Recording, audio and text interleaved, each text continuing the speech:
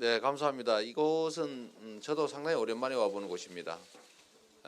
미리 말씀드렸던 것처럼 이곳은 오리엔트 시계 공장인데 지금도 여전히 오리엔탈 전공이라는 이름을 쓰고 있는 것 같습니다. 오리엔트 바이오 쓰고 있는 것 같고 요곳은 무려 약 2,300명 가량이 같이 근무하던 아주 대규모 성남시에도 큰 공장이었습니다.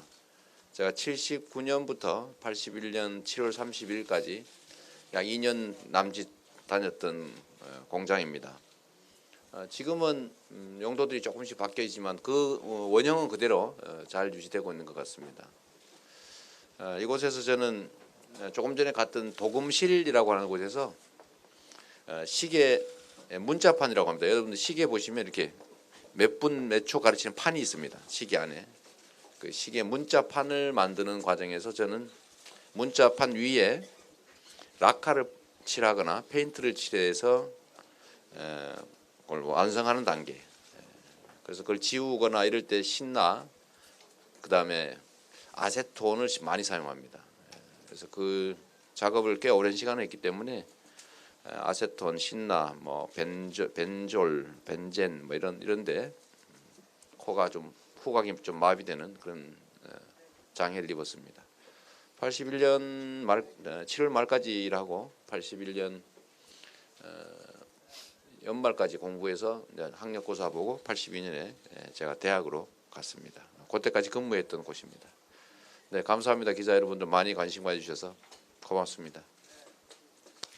네, 다음은 아까 그 자리에서는 우리 그 성남시에서 구체적인 복지 혜택을 받으신 분들과 그리고 또 그 자영업자분들 이런 다양한 민생 현장에서 땀 흘리시는 분들의 소개만 있었고요. 이 자리에서 간단하게 우리 그 현직 그리고 전직 국회의원님들 내빈 소개를 해드리도록 하겠습니다. 먼저 우리 김기준 전 국회의원님 오셨습니다.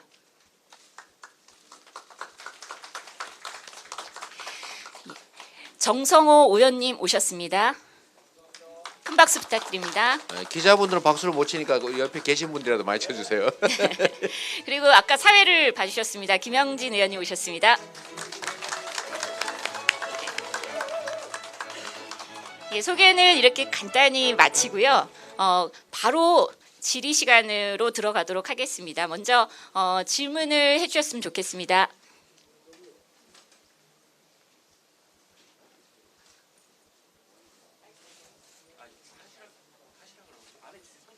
마이크가 저 중간 줄에 어떻게 좀 해야 되겠다.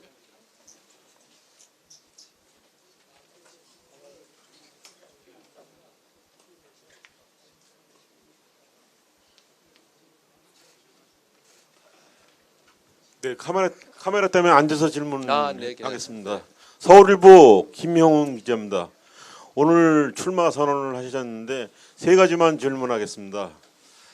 예, 지금 각 언론기관에서 문재인 후보랑 10% 정도 차이가 나시는데 그거를 경선에서 극복할 방안 하나 하고 그 다음에 지금 삼성전자가 합병을 하면서 그 이득이 예상되는 게 언론 보도에 의하면 수조 원에 달하는데 그 일부 시민 단체에서 그거를 국민에게 돌려줘야 된다는 주장이 많이 나오고 있습니다. 그거에 대해서 어떻게 생각하시는지와 그 두 가지를 좀 답변해 주시면 감사하겠습니다. 네. 뭐 한 분씩 먼저 답을 드리도록 하겠습니다. 문재인 후보와 저의 국민 여론조사 결과의 격차가 큰데 과연 예선 경선에서 이길 수 있느냐라는 질문이신 것 같습니다. 결론적으로 말씀드리면 저는 경선에서 반드시 이기게 될 겁니다. 지금 여론조사라고 하는 것은 5천만 명 국민을 상대로 표본을 뽑아서 물어본 겁니다. 물어보는데 수동적으로 답을 한 것이고 약 95% 이상은 전화를 받자마자 다 끊어버립니다. 응답률이 매우 낮은 데다가 그냥 물어보니까 답하는 분들이죠. 소극적인 선택을 하는 사람들이다. 그렇게 말씀드릴 수 있습니다. 그냥 뭐 이 사람이 될 것 같다. 될 것 같은 사람을 그냥 지목하는 거죠. 그런데 경선은 다릅니다. 경선은 될 것 같은 사람을 수동적으로 고르는 게 아니라 꼭 돼야 될 사람을 능동적으로 적극적으로 행동으로 선택하는 것입니다. 5천만 명이 아니라 이 대한민국 5천만 국민 중에 저번 2012년 경선에서 투표하겠다고 신청한 국민이 다 합쳐서 100만 남짓이었습니다. 그리고 그중에 60몇만 정도가 투표했고 그중에 53% 정도를 받아서 문재인 후보가 후보로 확정이 됐는데 결론 얘기는 40만도 득표하지 못했다 그런 뜻이기도 합니다.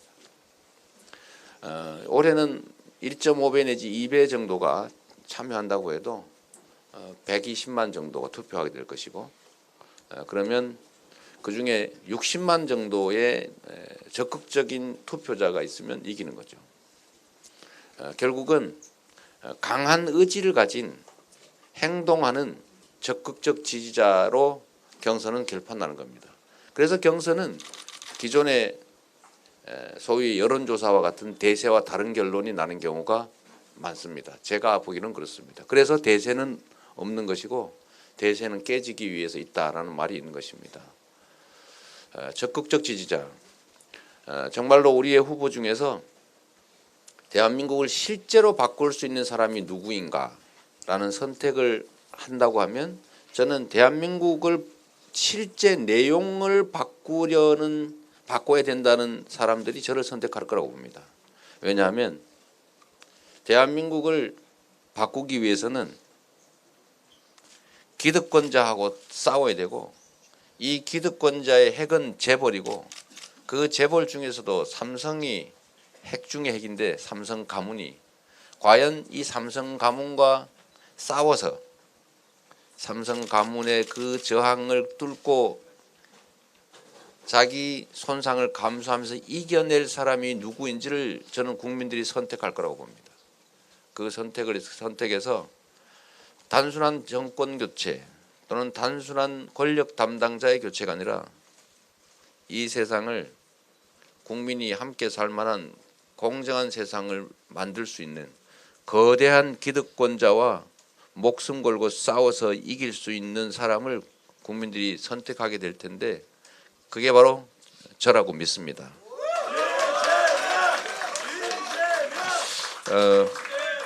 지금 이미 여러 곳에서 차이들이 발견되고 있습니다. 저는 삼성 재벌의 책임자 이재용의 구속을 말할 수 없는 사람은 삼성과 싸울 수도 없는 사람이고 삼성과 싸워 이길 수 없는 사람이라고 생각합니다. 두 번째, 삼성 재벌의 거대한 초과 이익을 국민에게 돌려주자는 법인세 증세 주장을 할 수 있는 사람과 그 이익을 국민에게 돌려줄 필요가 없다 또는 후순위로 해야 된다라고 하는 법인세 증세에 반대 또는 소극적인 사람을 국민들은 구분할 겁니다. 세 번째, 재벌들이 이익을 얻기 위해서 어떤 사업을 하면 그에 따른 비용 부담이 발생하는데 그 부담을 이익을 얻는 기업, 대기업들이 부담하는 게 당연하고 그게 법에 명시되어 있습니다. 법정 부담금이죠. 이걸 준조세라고 이름 붙여서 폐지하자는 것이 지금 대한민국 재벌과 전경련의 소망 사항입니다. 그 법정 부담금, 예를 들면 아파트 개발을 할 때 학교용지 부담금, 기반시설 부담금 이런 등등의 부담금이 무려 15조 원이고 이 금액은 대한민국 법인세의 3분의 1에 해당되는 엄청난 금액입니다. 법인세가 46조 원 정도 납부되는데 이 15조 원의 부담금을 면제해 주게 되면 법인세를 3분의 1, 4분의 1 정도로 깎아주는 결과가 발생합니다. 그러면 그 15조 원을 우리 국민들이 또 약자인 다수의 국민들이 다 부담해야 됩니다. 누구를 위한 정책을 하는 것인가? 저는 이 정책을 제안하신 문재인 대표께서 이 문제를 제대로 이해하지 못했기를 바랍니다. 알고도 이걸 재벌 개혁 정책의 4대 개혁 과제의 하나로 말씀하셨다면 저는 아니길 바랄 뿐입니다.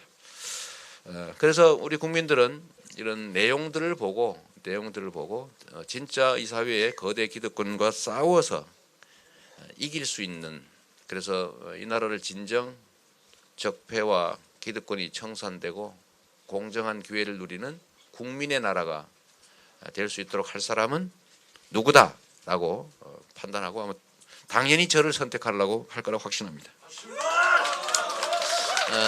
이거와 좀 관계가 있는 질문이신데, 이어지는 질문이 삼성그룹의 황태자 이재용 부회장이 정치 권력과 유착해서 범죄적 방법으로, 범죄 수단으로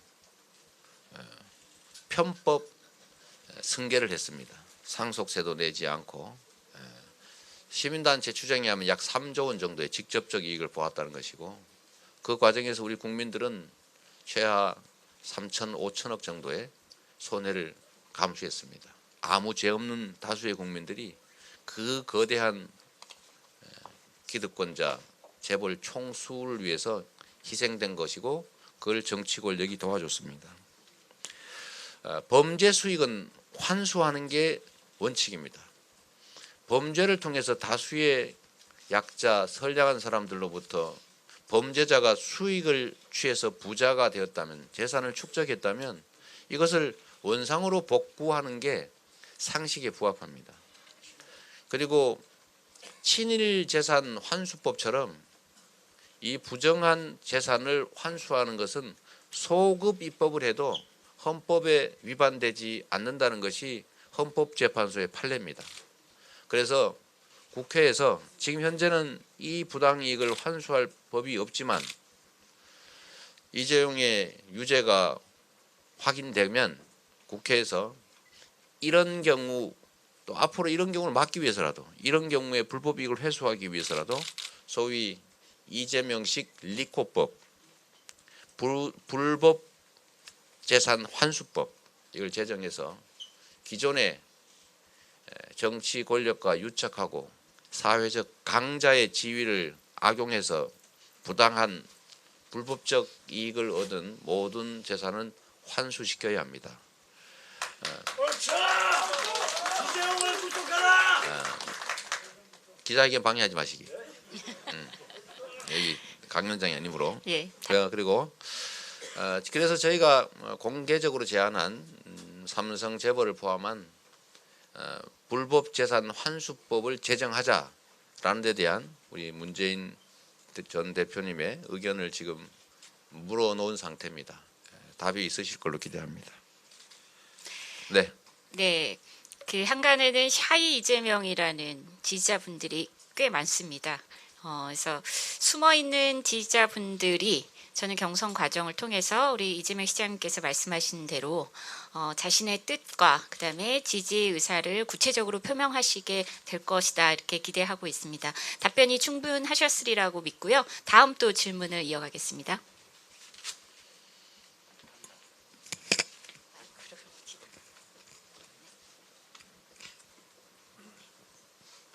네, 선언 잘 봤습니다. 그 좀 시기상조인 질문인데요. 네. 만약 저 문재인 후보를 이기시고 민주당의 후보가 되시면, 자, 그 다음은 다른 후보들 있지 않겠습니까? 네. 예를 들면 반기문 전 총장 후보도 있을 텐데, 우리 저 이재명 시장님께서 보시는 다음 그 대선에 가장 이기기 힘든, 승부가 될 만한 후보는 누구라고 생각을 하시는지요? 그 또한 최근에 그 반기문 전 총장의 발언이나 행동이 인터넷이나 이런 데서 저 비난을 많이 받고 있는데, 이 점에 대해서 어떻게 생각을 하시는지요? 말씀 부탁드립니다. 네, 뭐 제가 자주 말씀드렸는데 우리 반기문 전 총장님은 중도 포기하게 될 것이다.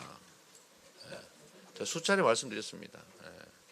대한민국 정세에 맞지 않고, 두 번째 화려한 공직 경험을 국민들이 일단 기대를 가지고 지켜보게 되고 그래서 고위공직을 지냈다는 것이 일단 장점이 되지만 그 고위공직을 가지고 우리 국민이 또는 구성원이 부여한 권한과 예산과 역량을 제대로 발휘하지 못했다면, 즉 아무것도 한 게 없다면 국민들은 무능하다고 볼 것이고 대한민국의 운명을 맡길 수 없다라고 생각하게 될 겁니다.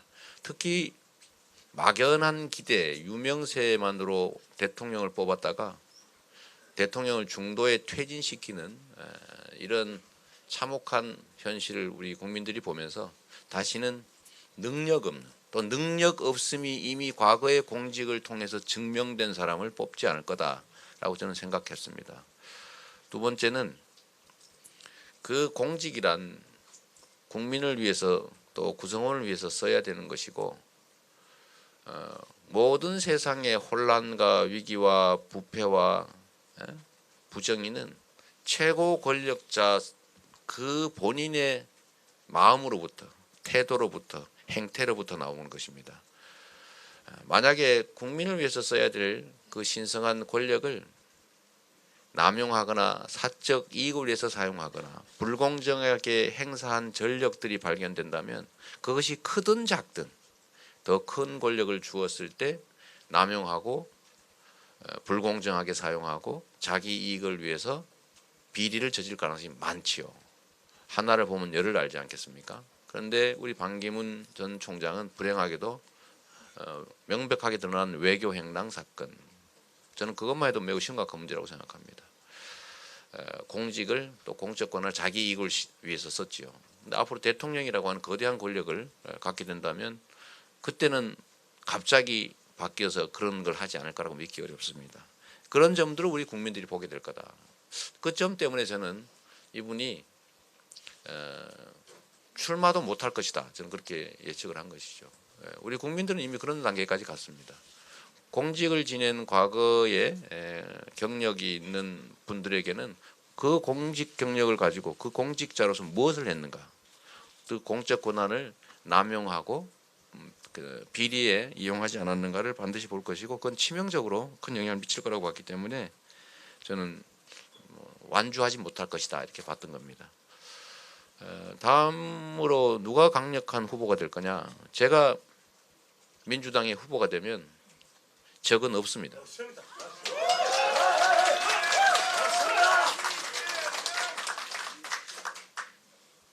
예, 답변 네. 하신 거죠?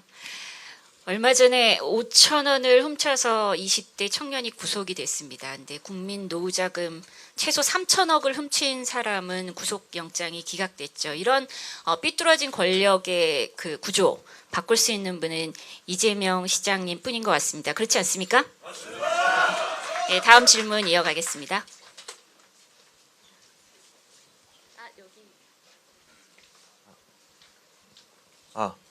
시장님 오늘 말씀 잘 들었는데요. 그 안희정 지사가 어제 그 세금을 누구에게 더 나눠주는 정치는 답이 아니다 하면서 어떻게 보면 그 국민은 공짜밥을 원하지 않는다라고 했는데 혹시 여기에 대해서는 시장님 생각은 어떠신지 좀 궁금합니다. 좀 실망스럽습니다. 제가 우리 안 지사님 말씀은 언급 안 하기로 마음을 먹었는데 굳이 물어보시니까 제가 말씀드리면 세금이란 국민이 내는 것이고 국가는 국가 안보와 질서 유지 같은 필수적 영역에 먼저 지출하되 최소한으로 써야 된다. 그리고 최대한으로 아껴서 국민들의 삶을 개선하기 위해서 지출해라 라고 우리 헌법 34조 2항에 써져 있습니다. 국가는 국민의 복지 증진을 위해서 노력할 의무가 있다. 즉 국가의 복지 증진 의무는 의무고 복지 증진은 국민의 권리인 것입니다. 그런데 이 세금을 아껴서 국민의 삶을 개선하는데 직접 지출하는 복지를 나눠준다, 준다고 표현하는 것에 대해서 저는 사실 민주공화국을 제대로 좀 이해하시는 것인지 좀 하는 생각이 하나 들었고, 두 번째는 특히 공짜 이런 표현을 하셨다는데 제가 그건 뭐 그렇게 물어보시니까 제가 전제로 말씀드린 겁니다. 공짜는 있을 수 없는 말이죠. 그거는 구태 기득 보수 세력이 쓰는 말입니다. 공짜라니요. 어떻게 국민이 내는 세금을 국민에게 환원하는 것을 공짜라고 표현할 수가 있습니까? 좀 신중해 주셨으면 좋겠다, 그런 생각이 듭니다. 네. 예, 바로 다음 질문 이어가시죠. 예, 시장님 저 IT는 임성호라고 하는데요. 네. 시장님 그 경선룰 관련해서 좀 여쭤볼 게 예. 지난번에 2012년 경선룰을 준용을 하면은 시장님께서 받아들일 수 있다고 말씀하신 적이 있고 네. 그다음에 내일 저기 박원순 서울시장이랑 김부겸 의원을 만나시는 걸로 제가 알고 있는데 네. 그 야권 공동 경선을 두 분이 주장하고 계시잖아요. 네. 그 부분에 대해서 연대의 가능성이 있으신 건가요? 아니면 현재 국민 경선 관련해서 당의 룰을 지금 받아들이실 입장은 불변하신 건지 좀 그게 궁금합니다. 저는 민주당 당내 경선 룰은 기본적으로 국민이 대대적으로 참여할 수 있어야 되는 것이고, 또 그것이 2012년의 룰이었는데 뭐 그거를 우리 당내 기득권을 100% 갖고 계신 문재인 대표님한테 또 유리하게 바꿀 거라고 생각하지도 않고 뭐 그러지도 않아요. 그런 생각도 전혀 없으신 것 같아요. 그래서 저는 그때 대충 그런 정도 순으로 정리되지 않을까라고 예측하고 있고, 저는 당의 이 경선 룰에 대해서는 아주 깊은 관심이나 주장을 갖고 있지 않습니다. 어차피 200만 명 이상이 참여하는 그 대대적인 국민 경선이 될 텐데 거기서 미세한 룰이라는 게 어떤 의미를 갖겠어요? 대세로 결론 나는 거죠. 다만 제가 당 대표님을 만나서 우리 추미애 대표님을 만났을 때 이렇게 말씀드렸습니다. 김부겸 의원이나 아니면 박원순 시장께서 지금 룰 협의회 참석도 안 하시고 이러는데 우리 전체가 이기는 것이 중요하지 특정인이 이기느냐는 다음 문제다.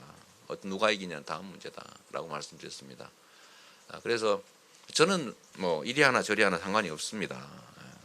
정해지는 대로 또 따르겠습니다만은 그 두 분이 원하는 뭔가를 그 두 분이 참여할 수 있는 뭔가를 좀 당이 만들어서 좀 제시해 주시면 좋겠습니다라고 제가 제안드렸고, 저는 그렇게 해서 그야말로 우리 당의 경선이 아름다운 경선이 되고 또 경선이 끝나면 모두가 흔쾌히 그 결과에 동의하고, 그래서 이 모든 힘을 합쳐서 우리 국민들이 바라는 그야말로 작게는 정권 교체, 크게는 공정국가 건설이라고 하는 그 열망을 좀 이뤄냈으면 좋겠습니다. 또 공동 경선은 저는 모임이 이제 우리가 예정이 돼 있는데 한번 저도 가겠지만, 저는 공동 경선은 정의당과 국민의당이 안 한다는데 자꾸 그런 얘기하는 것 자체가 예의가 아니다라고 생각합니다. 그리고 상대가 받아들일 수 없는 거를 가지고 자꾸 단일화하자, 통합하자 이러면 하지 말자는 소리죠, 사실은. 그래서 통합이든 연대든 단일화든 얘기를 할 때는 상대가 받아들일 수 있는 것들을 제시하고 충분히 예의를 갖춰서 함께 할 수 있는 길을 제시해야지, 그냥 주장하기 위해서 우리가 이렇게 통합을 위해 노력합니다 라는 걸 보여주기 위해서 상대가 받아들일 수 없는 얘기를 자꾸 하면 갈등만 커진다는 생각이 듭니다. 이건 공동 경선에 대해서 하는 얘기는 아닙니다. 혹시 오해하지 마시고, 공동 경선 하나의 방안인데 그러나 그 실현 가능성이 좀 부족하지 않으냐, 설득하기 좀 어렵지 않을까 해서 저는 거기에 참여하지 않았던 것이고, 다음에 만나게 되면 저는 이제 결선 투표 얘기를 하려고 합니다.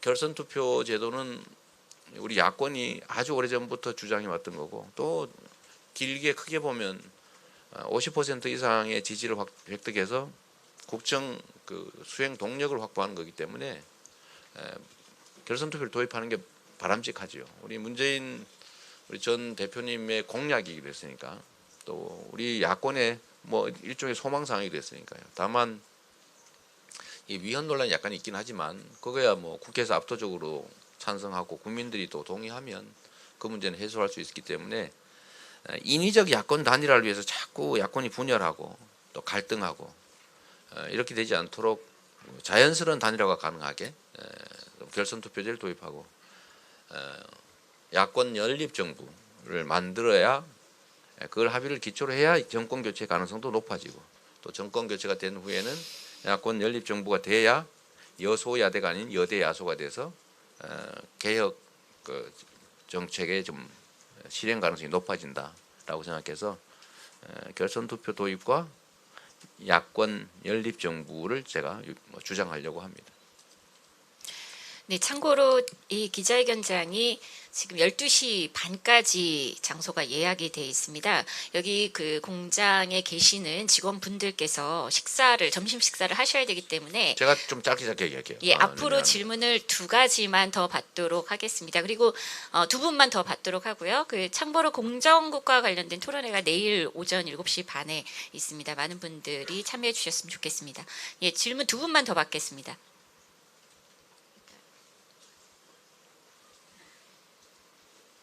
네, 저 뉴스원 박상인데요. 예, 모건 질문 너무 많이 나왔으니까 좀, 네. 예, 아까 기자회견 하시면서 울컥하셨는데요. 뭐 선용공 시절에 그런 일했던 곳에 와서서 다시 대통령 뭐 출마 선언까지 하시니까 약간 울컥하신 것 같은데 그런 소회 한 말씀 좀 말씀 네, 부탁드립니다.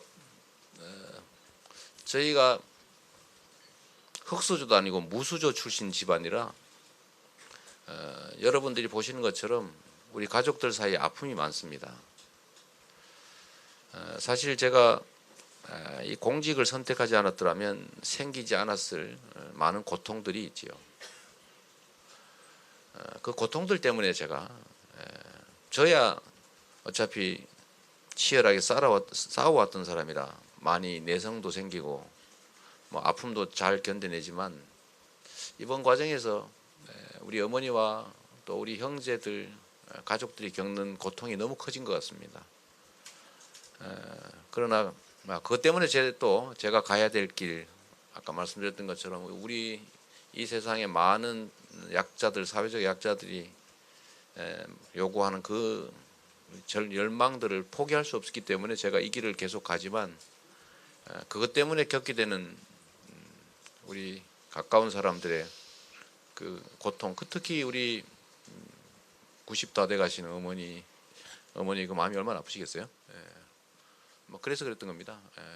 뭐 저야 뭐 세상 사람들의 시각으로 보면 이 공장에서 코 올리면서 일하던 그 꼬맹이 노동자가 그야말로 대한민국 그 대통령 선호도 3위에 오르는 그야말로 이 자체만도 엄청난 기적이었는데 그것만으로도 저야 영광이지요.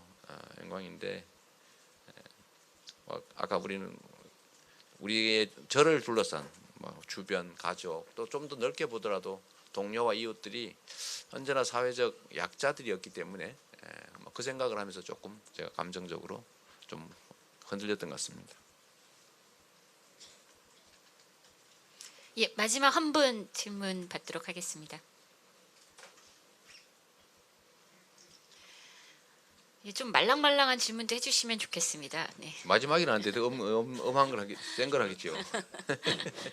네. 저 뉴스타파 송원근이라고 합니다. 그 네. 다른 게 아니라 저희가 여기를 오는데 택시를 타고 왔는데 네. 택시 기사분께서 좀 안 좋은 말씀을 하시더라고요. 그랬어요. 포퓰리즘 얘기하시면서 그러니까 성남시 일이나 좀 제대로 하지 무슨 대권도전 이런 불만을 말씀을 하셨는데 이게 상당히 어떻게 보면 해결해야 될 과제라고 생각을 합니다. 그거에 대해서 어떤 보관을 가지고 계신지 좀 말씀 한번 하필이면 희귀한 분을 만드셨네요. 포퓰리즘 정치는 국민들의 이익을 지키고 국민들을 좀 더 낫게 살기 위해서 국민을 대신해서 일하는 모습들이죠. 이 모습은 자기 이익이나 자기 집단의 이익이 아니라 그야말로 자기를 뽑아준 권력의 원천인 국민들을 위해서 최선을 다하고 그가 맡긴 돈도 가장 그 주권자의 뜻에 맞게 주권자의 이익에 맞게 써야 되는 겁니다. 포퓰리즘 저는 포퓰리즘 얘기를 들으면 불효자가 효자인 그 형제들한테 또는 동생한테 너 왜 부모한테 잘 보이려 그래? 라고 하는 것처럼 들립니다. 자식은 부모한테 효도하는 게 당연한 거죠. 국민들은 국민을 위해 봉사하는 게 당연합니다. 국민으로부터 부여받은 권력과 예산은 국민을 위해서 써야죠. 국민을 위해서 그걸 쓰지 않는 사람들이 국민을 위해서 그 권력과 예산을 쓰는 사람들을 비방하기 위해서 만들어낸 말이 포퓰리즘입니다. 제가 이렇게 질문하고 싶어요. 과연 이재명이 이 정책들을 하기 위해서 포퓰리즘적이라고 불리는 청년배당, 산후조리비 지원, 무상교복, 노인 일자리, 교육 지원, 보육 지원, 장애인 지원 이 많은 일들을 해냈는데 해서는 안 될 일이 과연 무엇이었느냐, 또는 이걸 하기 위해서 다른 더 중요한 걸 빼놓고 한 게 무엇인가. 그게 없다면 지금까지 한 건 무지하게 매우 잘한 것이죠. 앞으로도 마찬가지입니다. 결국 국민들이 선택하겠죠. 국민을 위해서 돈 국가 예산을 많이 쓰는 것을 공짜라든지 나눠준다든지 뭐 헬리콥터 뭐 머니라고 표현하면서 비방을 하더라도 저는 그것이 옳다고 믿습니다. 최소한 4대강 바닥에다가 뿌리거나 아니면 자원외교 이름으로 해외에 갖다 버리거나 아니 권력자의 주머니에 들어갔겠죠. 또는 방위비리 또 순실 예산 뭐 이런 데다 쓰는 것보다는 100배 낫지 않냐. 좀 안타깝습니다. 네, 그렇게 생각합니다.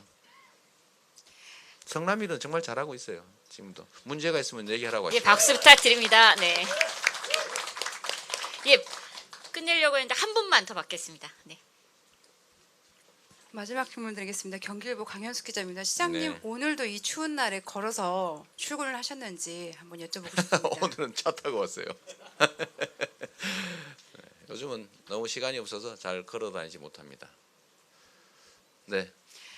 예, 많이 아쉽긴 하지만 여기 노동자분들하고 약속한 시간이기 때문에 기자회견은 이것으로 마치도록 하겠습니다. 참석해주신 모든 분들께 다시 한번 감사의 말씀드립니다. 네.